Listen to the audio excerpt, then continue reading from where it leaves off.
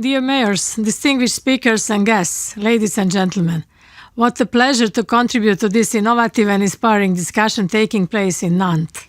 In January earlier this year, I visited Orléans and Paris and got a flavor of deliberative democracy in France.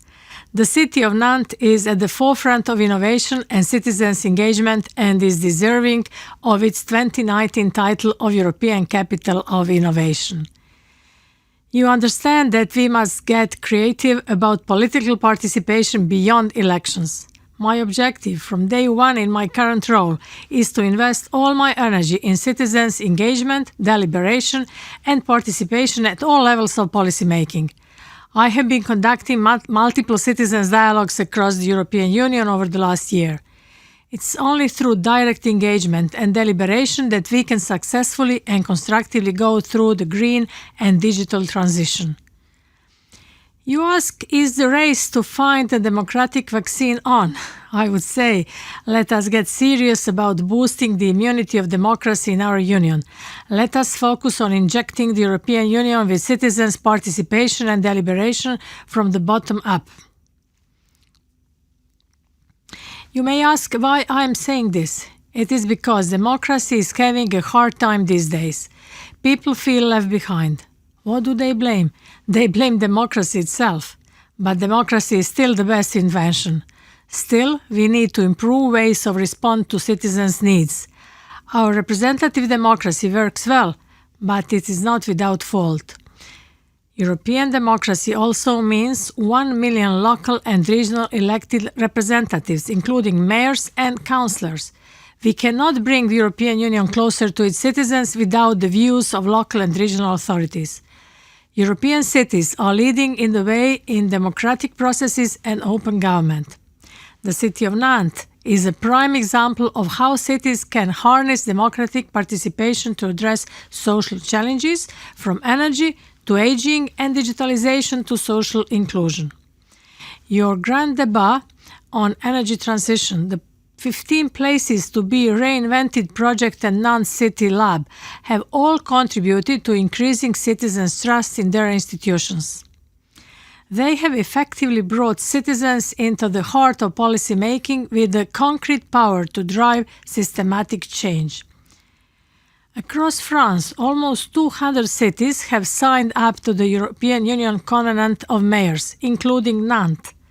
I commend Nantes on its ambition to reduce its per capita greenhouse gas emissions by 50% by 2030. I encourage all cities present to join the discussion on how the European Covenant should be revised to reflect the Union's new climate targets. Work on the future happens now. Politics is no longer business as usual. My task is to strengthen the links between people and the democratic institutions that serve them, to narrow the gap between expectations and reality. Our society has changed. Our work in demography shows this. We therefore need new thinking. We cannot solve new problems with outdated ways of looking at the world. The Conference on the Future of Europe is a sign of a new thinking at the European level. It complements representative democracy and can increase trust in our democratic institutions. This idea of trust in democracy comes up again and again. Through the conference, we will listen to Europeans and learn more about the issues close to their heart. They can feed their views into policy making at the heart of our European Union. This should contribute to making our democracy more responsive. I know some of you have questions about the current status of the conference and the role cities can play in it. I want to address these important questions immediately.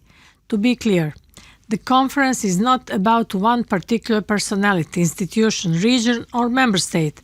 The conference belongs to all of us, to citizens, businesses, civil society, youth organizations, decision makers, and of course to cities.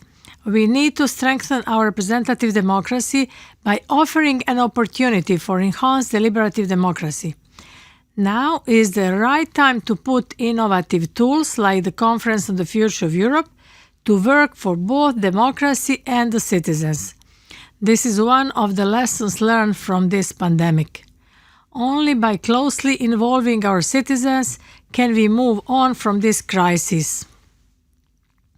The process of the conference must be guided by the principles of inclusiveness and openness. It is of fundamental importance that all citizens are included. We will not leave anyone behind. I want to engage with those who do not usually engage with us. I have read the 5 Eurocities principles on citizens' engagement and find that these principles map nicely onto the conference. We need cities to get involved, and also organizations like Eurocities have a vital contribution to make by organizing their own events under the umbrella of the conference and by providing much-needed feedback from citizens. Using a mixture of physical, online and hybrid events, everyone will have the possibility to participate in an interactive way, including via a multilingual digital platform designed to be a one-stop shop for all information relating to the conference. Prior to COVID-19, I was on a listening tour of the European Union. Having already held many dialogues with citizens, I am convinced that issues such as healthcare and the European Union's response to the public health crisis will now have a more prominent role in the dialogues among citizens during the conference. This was underlined by President von der Leyen in her recent State of the Union address.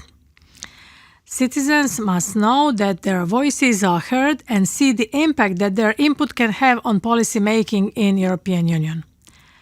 This will be our benchmark for success. Most of all, I believe that predetermining the outcome would cause more damage to democracy than if we did nothing at all.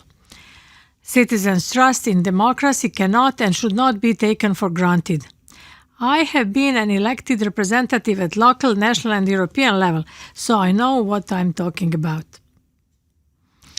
Dear ladies and gentlemen, to conclude, as I said earlier, it is time to get creative about innovative political participation. The twin objectives of this Commission are the green and digital transitions. The Conference on the Future of Europe should give us a clear indication of the key concerns of European citizens. I am convinced that many will be linked to health and also to the demographic challenges we are all facing. If that is confirmed, we can translate our policy making into concrete, fair action to achieve the twin priorities. The Conference on the Future of Europe is an opportunity to reconnect with citizens beyond elections and help to establish trust, reinforce solidarity. So let's get citizens on board and work together to build the society we want now and in the future. Let's build up our democratic immunity and infect our democracy with citizen engagement and deliberation from the ground up. We succeed in this together, with France, with Nantes, with organizations like Eurocities, with mayors and citizens. Thank you.